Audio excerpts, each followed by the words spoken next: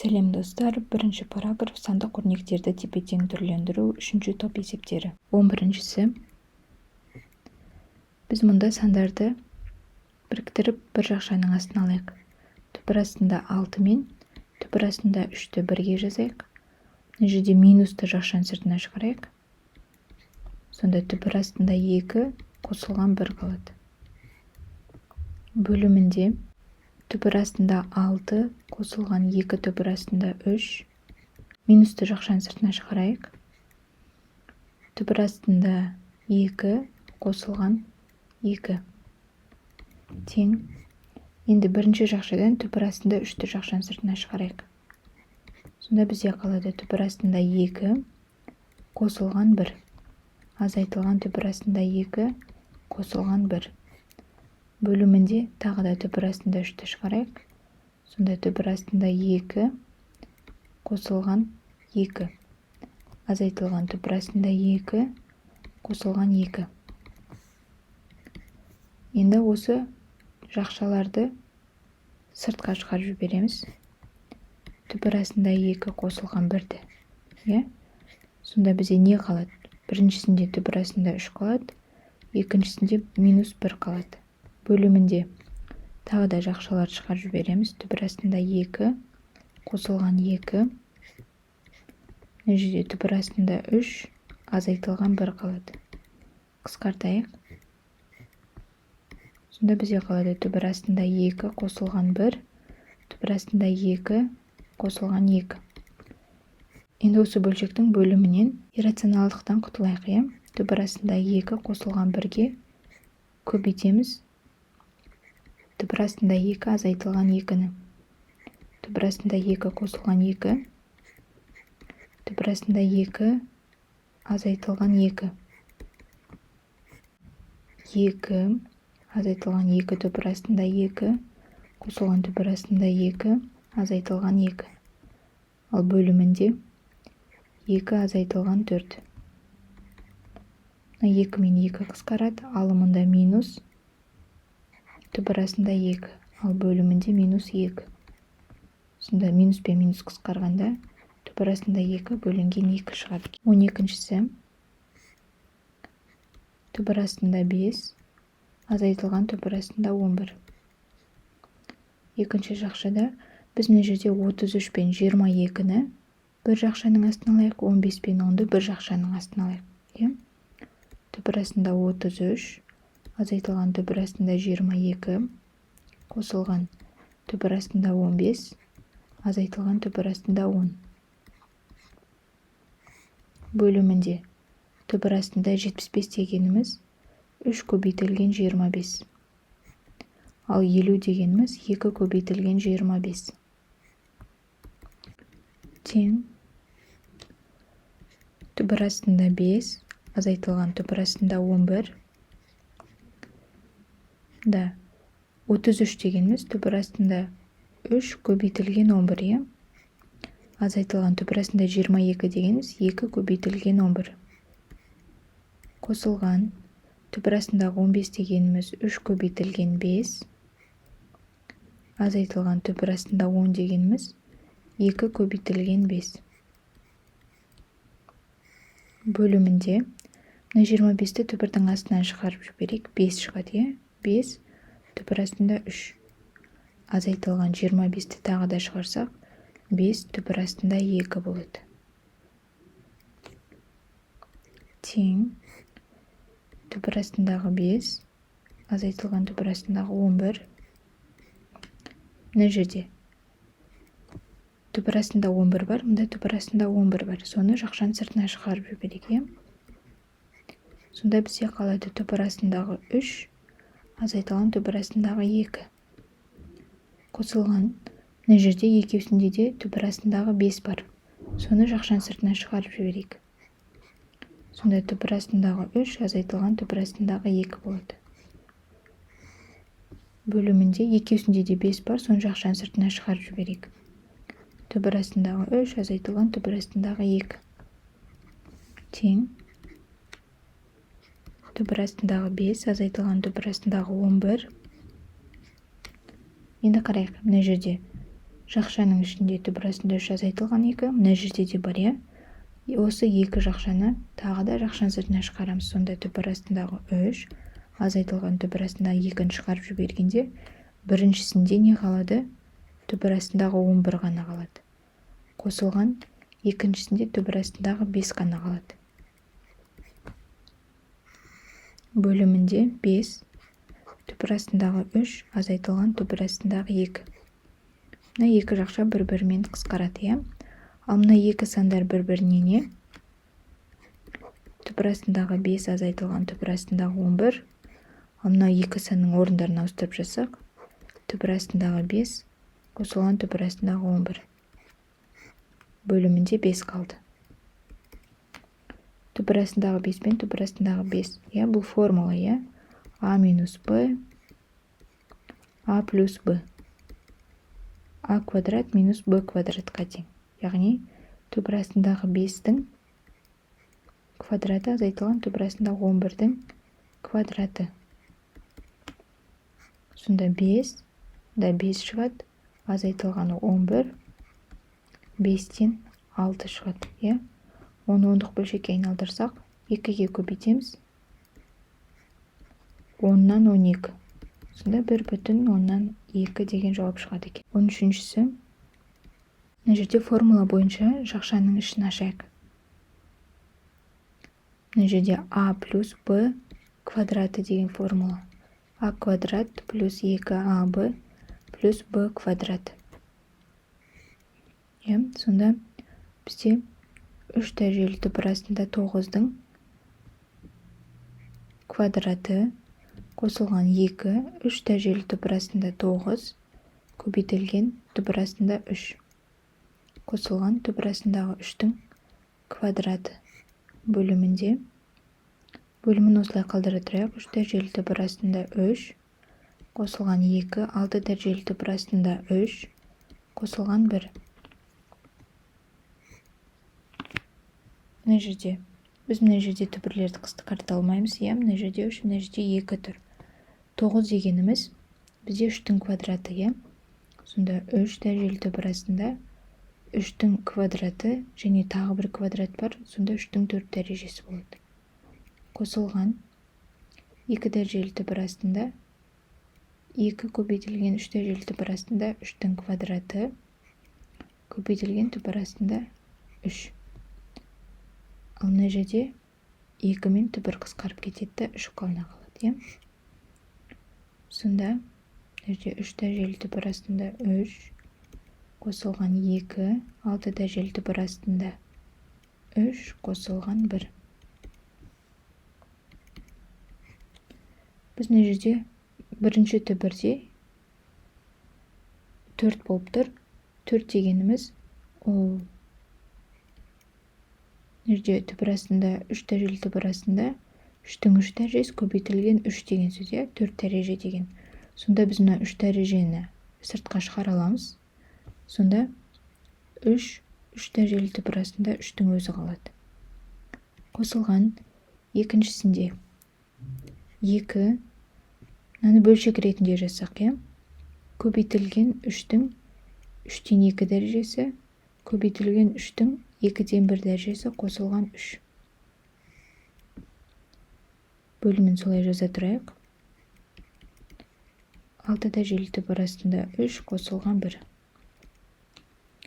Қарайық, мына жерде негіздері бірдей, олай болса дәрежелер қосылады, 3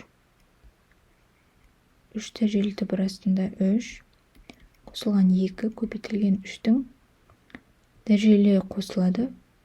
Олай болса 3-тен 2 қосылған 2-ден 1 ортақ бөлімге келтіреміз. Мұнда 2-ден береміз, мұнда 3-тен береміз, қосылған 3.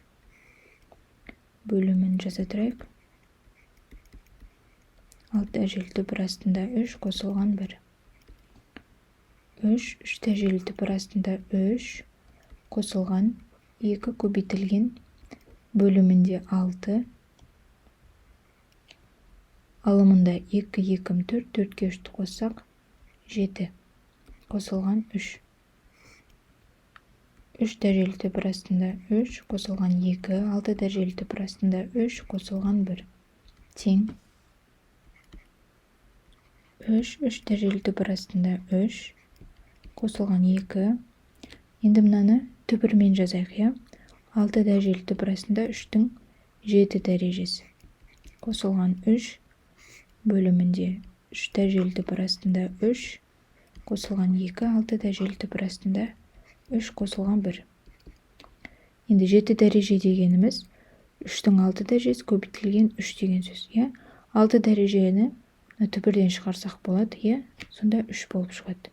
3 дәрежелі түбір астында 3 қосылған 2 көбейтілген 3, 6 дәрежелі түбір астында 3 қалады. Қосылған 3 бөлімінде 3 дәрежелі түбір астында 3 қосылған 2, 6 дәрежелі түбір астында 3 қосылған 1. Енді алымында мында 3 бар, мында 3 бар, мында 3 бар. Соны 3-ті жақшаның сыртына шығарайық.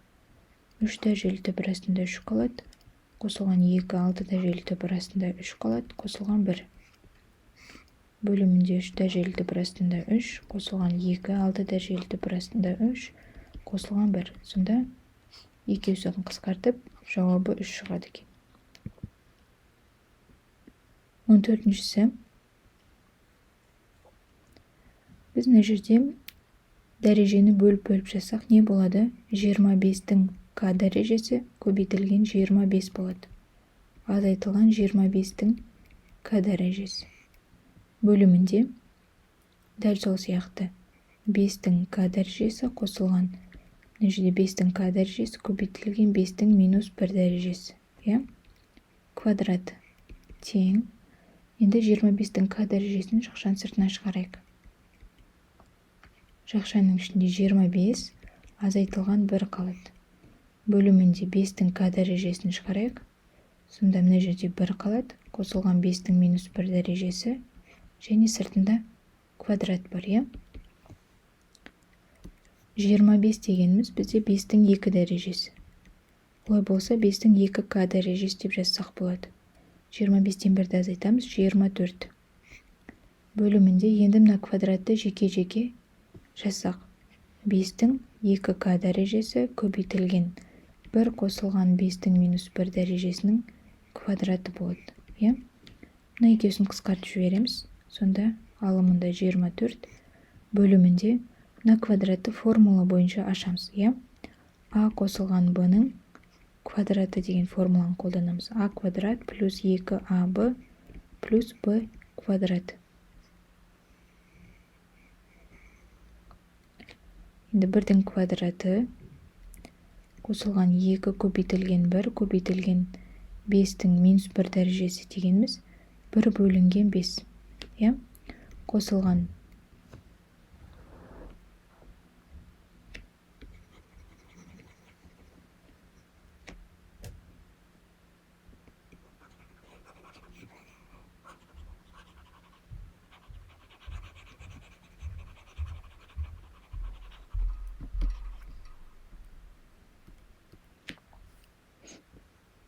тең 25 дегеніміз 2-ның квадраты.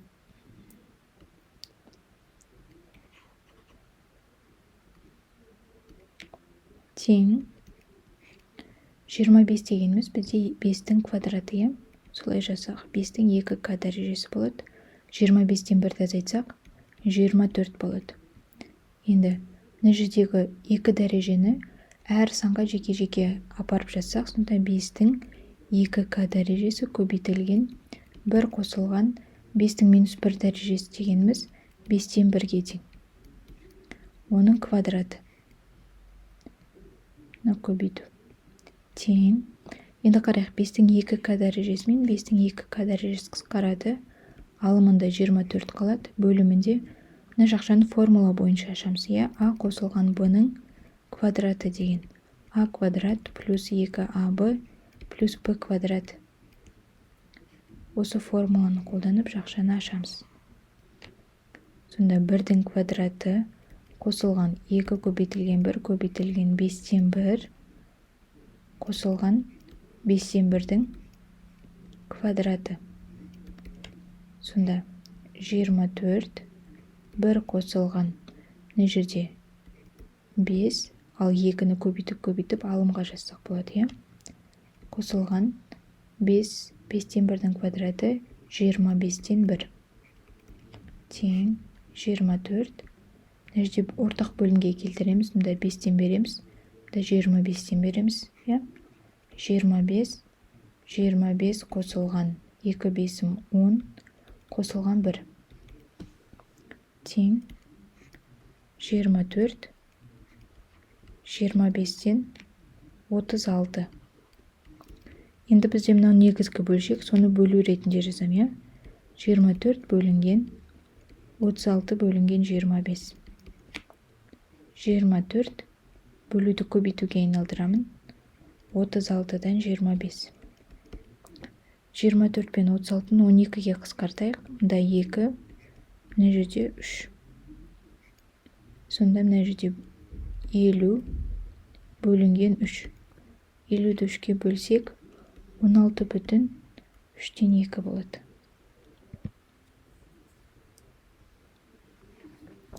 Он бесіншісі.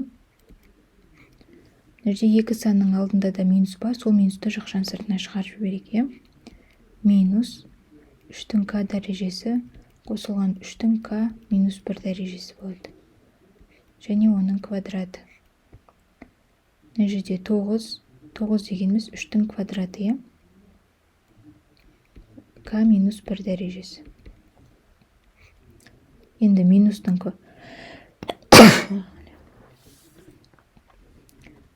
минустың квадраты ол плюс болады. Сол себептен минусты енді есептемейміз. Мына жерде 3-тің к дәрежесі қосылған 3-тің к көбейтілген 3-тің минус 1 дәрежесі деп жазсақ болады. Квадраты. Енді мына жерде жақшаны ашайық. 3-тің 2к дәрежесі азайтылған 2 болады. Тең. Мына жерде 3-тің к дәрежесін жақшаның сыртына шығарсақ, 3-тің к дәрежесі орнында 1 қалады, қосылған 3-тің минус 1 дәрежесі қалады. Оның квадраты.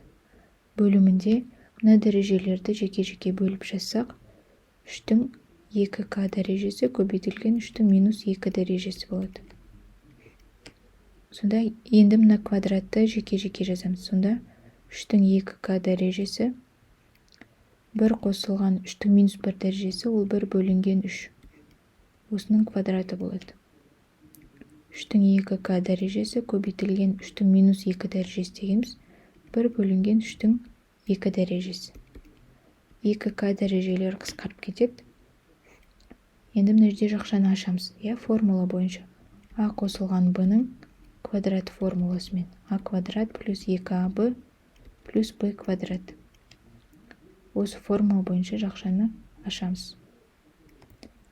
1-дің квадраты қосылған 2 көбейтілген 1 көбейтілген 3-тен 1 қосылған 3-тен 1-дің квадраты. Бөлімінде 3-тен 1-дің квадраты ол 9-дан 1. 1 қосылған 3-тен 2 қосылған 9-дан 1 бөлімінде 9-дан 1. Ортақ бөлімге келтіреміз. Мұнда 3-тен береміз, мұнда 9-дан береміз. 9-дан 1, мұнда 9. 9 қосылған 2, 3, 6 қосылған 1. Мына негізгі бөлшек, осы негізгі бөлшекті бөлу амалына айналдырып жазсақ, 9-дан мына жерде 16 шығады. Бөлінген 9-дан 1. 9-дан 16 көбейту 1, мұнда 9. Сонда жауабы 16 екен.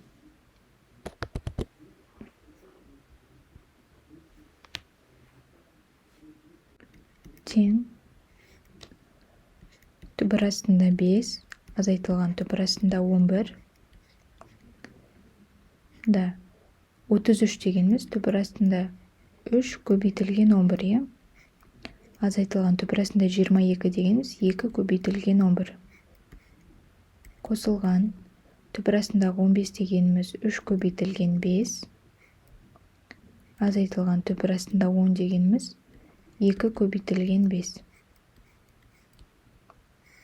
Бөлімінде Мына 25-ті түбірдің астынан шығарып жіберейік. 5 шығады, е? 5, түбір астында 3.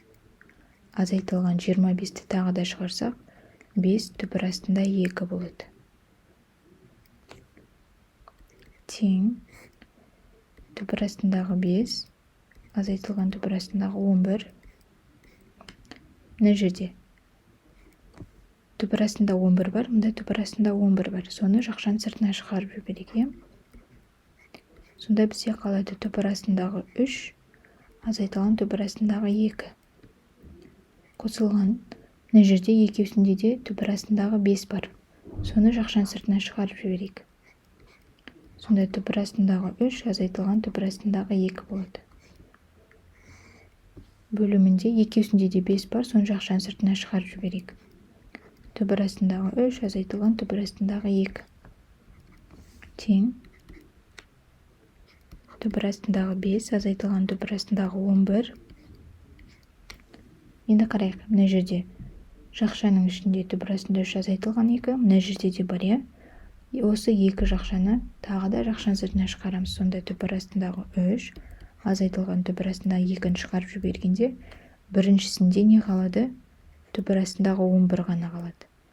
Қосылған, екіншісінде түбір астындағы 5 ғана қалады. Бөлімінде 5, түбір астындағы 3, азайтылған түбір астындағы 2. Мына 2 жақша бір-бірімен қысқарады, е? Ал мына 2 сандар бір-біріне не? Түбір астындағы 5, азайтылған түбір астындағы 11. Ал мына 2 санның орындарын ауыстырып жазсақ, түбір астындағы 5, қосылған түбір астындағы 11. Бөлімінде 5 қалды. Түбір астындағы 5 пен түбір астындағы 5. Бұл формула, А минус Б, А плюс Б. А квадрат минус Б квадратқа тең. Яғни, түбір астындағы 5-дің квадраты азайтылған түбір астындағы 11-дің квадраты. Сонда 5, да 5 шығады, азайтылғаны 11, 5-тен 6 шығады. Оны ондық бөлшекке айналдырсақ, 2-ге көбейтеміз. 10-нан 12. Сонда 1,2 деген жауап шығады. 13-шісі. Мына жерде формула бойынша жақшаның ішін ашайық. Мына жерде А плюс Б квадраты деген формула. А квадрат плюс 2АБ плюс Б квадрат. Сонда бізде 3 дәрежелі түбір астында 9-дің квадраты қосылған 2, 3 дәрежелі түбір астында 9, көбейтілген түбір астында 3. Қосылған түбір астындағы 3-дің квадраты. Бөлімінде. Бөлімін осылай қалдыра тұрайық. 3 дәрежелі түбір астында 3, қосылған 2, 6 дәрежелі түбір астында 3, қосылған 1. Мына жерде. Біз мына жерде түбірлерді қысқарта алмаймыз. Мына жерде 3, мына жерде 2 тұр. 9 дегеніміз бізде 3-дің квадраты. Сонда 3 дәрежелі түбір астында 3-дің квадраты және тағы бір квадрат бар. Сонда 3-дің 4 дәрежесі болады. Қосылған 2 дәрежелі түбір астында 2 көбейтілген 3 дәрежелі түбір астында 3-дің квадраты көбейтілген түбір астында 3. Ал мына жерде 2 мен түбір қысқарып кетеді, 3 қалына қалады. Сонда мына жерде 3 дәрежелі түбір астында 3, қосылған 2, 6 дәрежелі түбір астында 3, қосылған 1. Біз мына жерде бірінші түбірде 4 болып тұр. 4 дегеніміз ол жерде түбір астында 3 дәрежелі түбір астында 3-дің 3 дәрежесі көбейтілген 3 деген сөз, 4 дәреже деген. Сонда біз мына 3 дәрежені сыртқа шығара аламыз. Сонда 3 дәрежелі түбір астында 3-дің өзі қалады. Қосылған екіншісінде 2, мынаны бөлшек ретінде жазсақ, көбейтілген 3-дің 3-тен 2 дәрежесі, көбейтілген 3-дің 2-ден 1 дәрежесі, қосылған 3. Бөлімін солай жаза тұрайық. 6 дәрежелі түп арасында 3 қосылған 1. Қарайық, мына жерде негіздері бірдей, олай болса дәрежелері қосылады, 3 дәрежелі түп арасында 3 қосылған 2 көбейтілген 3-тің дәрежелері қосылады. Олай болса 3-тен 2 қосылған 2-ден 1 ортақ бөлімге келтіреміз. Мұнда 2-ден береміз, мұнда 3-тен береміз, қосылған 3. Бөлімін жаза тұрайық. 6 дәрежелі түп арасында 3 қосылған 1. 3 дәрежелі түп арасында 3 қосылған 2 көбейтілген бөлімінде 6. Алымында 2, 2, 4, 4-ке 3-ті қоссақ 7 қосылған 3. 3 дәрежелі түп арасында 3 қосылған 2, 6 дәрежелі түп арасында 3 қосылған 1. Тең 3 дәрежелі түп арасында 3 қосылған 2. Енді мынаны түбірмен жазайық, 6 дәрежелі түп арасында 3-тің 7 дәрежесі қосылған 3 бөлімінде 3 дәрежелі түп арасында 3 қосылған 2, 6 дәрежелі түп арасында 3 қосылған 1. Енді 7 дәреже дегеніміз 3-тің 6 дәрежесі көбейтілген 3 деген сөз. 6 дәрежені түбірден шығарсақ болады, сонда 3 болып шығады. 3 дәрежелі түп арасында 3 қосылған 2 көбейтілген 3, 6 дәрежелі түп арасында 3 қалады. Қосылған 3 бөлімінде 3 дәрежелі түп арасында 3 қосылған 2, 6 дәрежелі түп арасында 3 қосылған 1. Енді алымында мұнда 3 бар, мұнда 3 бар, мұнда 3 бар. Соны 3-ті жақшан сыртына шығарайық. 3 дәрежелі түп арасында 3 қалады. Қосылған 2, 6 дәрежелі түп арасында 3 қалады. Қосылған 1. Бөлімінде 3 дәрежелі түп арасында 3 қосылған 2, 6 дәрежелі түп арасында 3 қосылған 1. Сонда екеуісін қысқартып, жауабы 3 шығады екен. 14-шісі, біз мына жерде дәрежені бөліп жазсақ не болады? 25-тің к дәрежесі көбейтілген 25 болады. Азайтылған 25-тің к дәрежесі.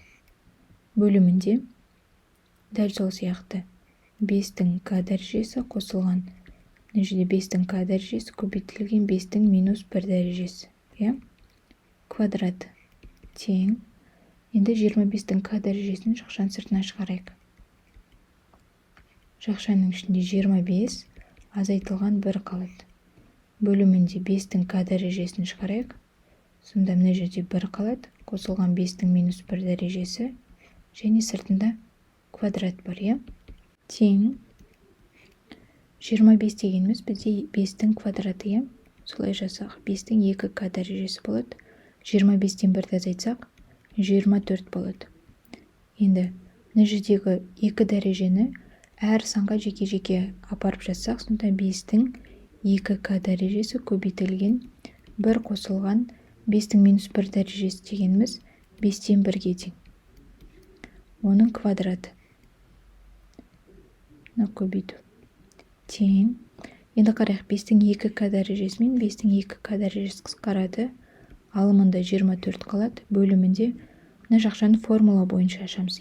А қосылған б-ның квадраты деген. А квадрат плюс 2аб плюс б квадрат. Осы формуланы қолданып жақшаны ашамыз. Сонда 1-дің квадраты қосылған 2 көбейтілген 1 көбейтілген 5-тен 1 қосылған 5-тен 1-дің квадраты. Сонда 24 1 қосылған, мына жерде 5, ал 2-ні көбейтіп алымға жазсақ болады, қосылған 5-тен 1-дің квадраты 25-тен 1 тең 24. Мына жерде ортақ бөлімге келтіреміз, мұнда 5-тен береміз, мұнда 25-тен береміз,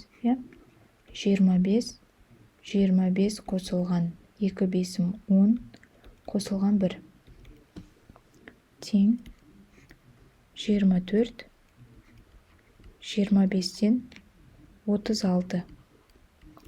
Енді бізде мынау негізгі бөлшек, соны бөлу ретінде жазамын, 24 бөлінген 36 бөлінген 25. 24 бөлуді көбейтуге айналдырамын. 36-дан 25. 24 пен 36-ны 12-ге қысқартайық. Мында 2, мына жерде 3. Сонда мына жерде 50 бөлінген 3. 50-ді 3-ке бөлсек, 16 бүтін 3-тен 2 болады. 15-шісі. Мына жерде 2 санның алдында да минус бар, сол минусты жақшаның сыртына шығарып жіберейік. Минус 3-тің к дәрежесі қосылған 3-тің к минус 1 дәрежесі болады. Және оның квадраты. Мына жерде 9 дегеніміз 3-тің квадраты. К минус 1 дәрежесі. Енді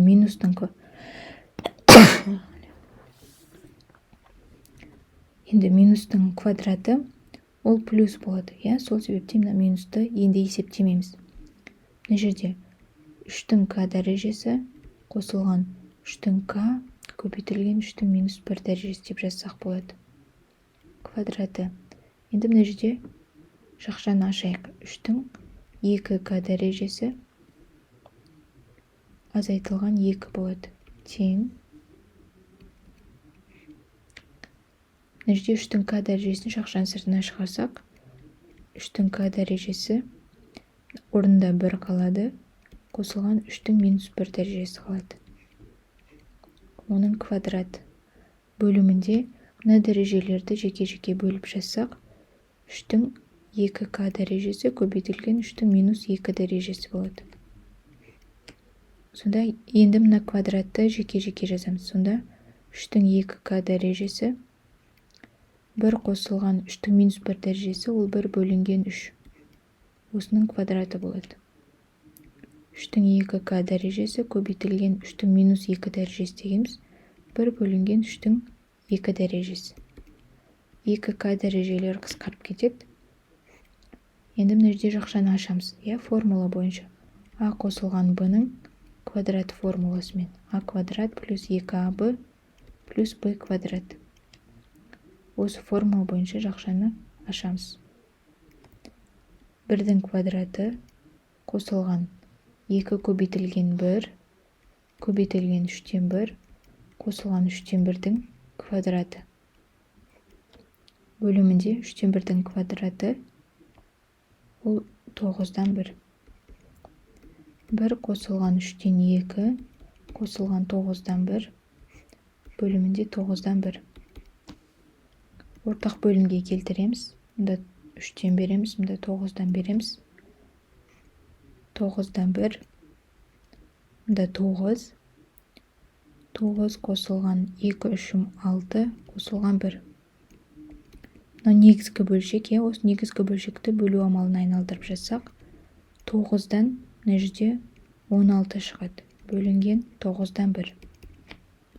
9-дан 16 көбейту 1, мұнда 9. Сонда жауабы 16 екен.